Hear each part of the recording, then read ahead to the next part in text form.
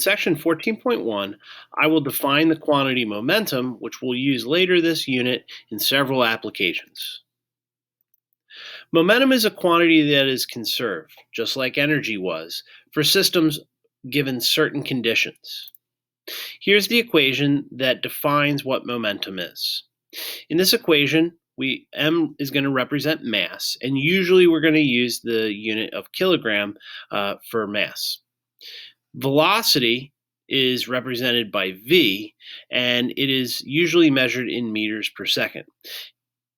I have to point out that the v here represents velocity, not just speed.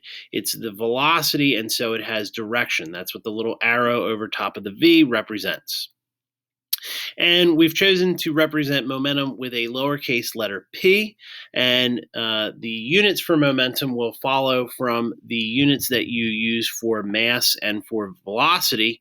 So we're usually going to use kilogram meter per seconds. And notice that there is an arrow above the symbol for momentum. That means that momentum, just like velocity, is also a vector. And which direction will that be in? Well, if you have an object with mass m moving in a particular direction, let's talk about this object as moving to the right. If its velocity is to the right, its momentum will also be to the right. An object's momentum is always in the direction of its velocity. Okay, now time for some examples. Here we have a truck with a mass of 5,000 kilograms, and we want to know the truck's momentum when it is at rest. So if an object is at rest, its velocity is 0.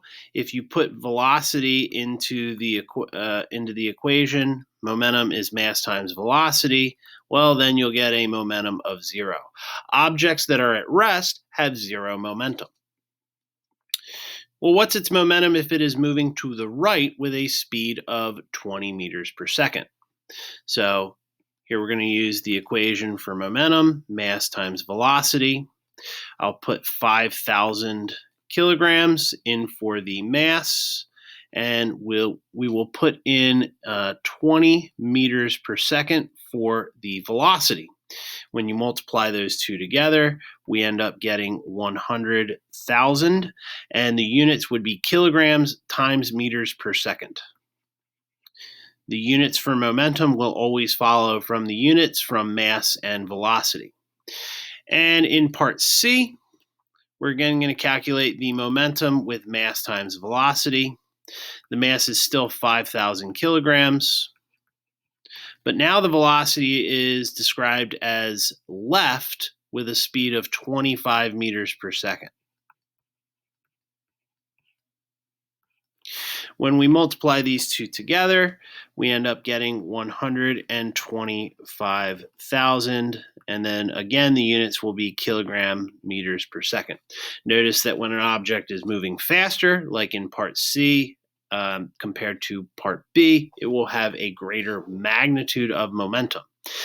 But since momentum is a vector, and we have opposite directions with right and left, it should be it will probably be important to specify whether we're looking at a momentum in one direction or another.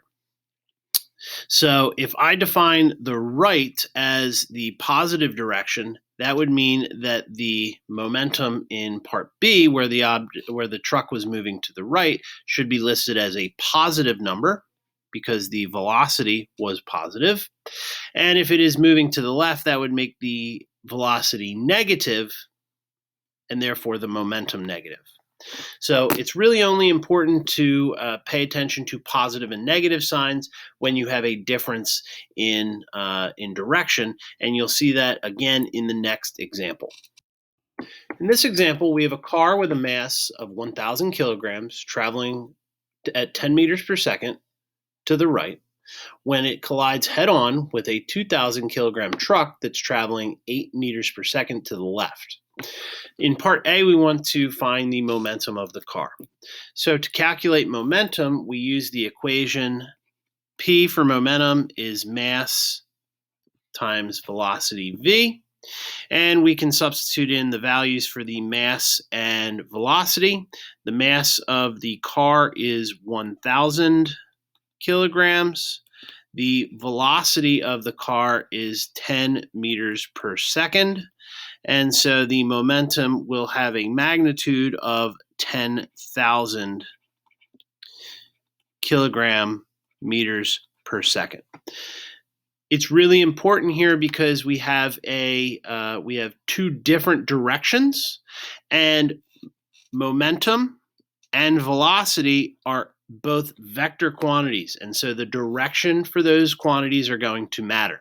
I'm going to make the right my positive direction, so I'll put this the velocity of the car as positive 10, which would make the momentum of the car, and I'll call that PC for the momentum of the car, positive 10,000 kilogram meters per second.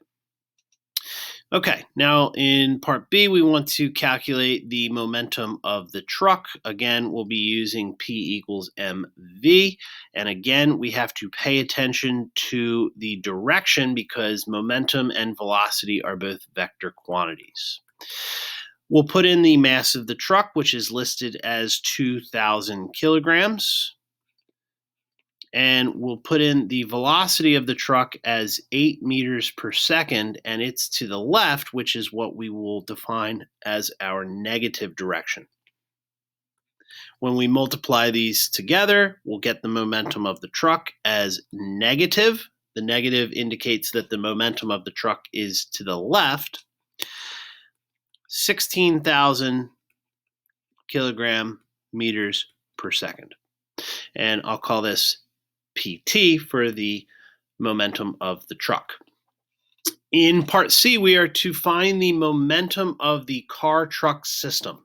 Okay, so if we want to find the total momentum of the system, just like before, we're just going to add up the momenta of all the objects in the system. We've done this for energy of a system, mass of a system, and now we're doing it for the momentum of a system.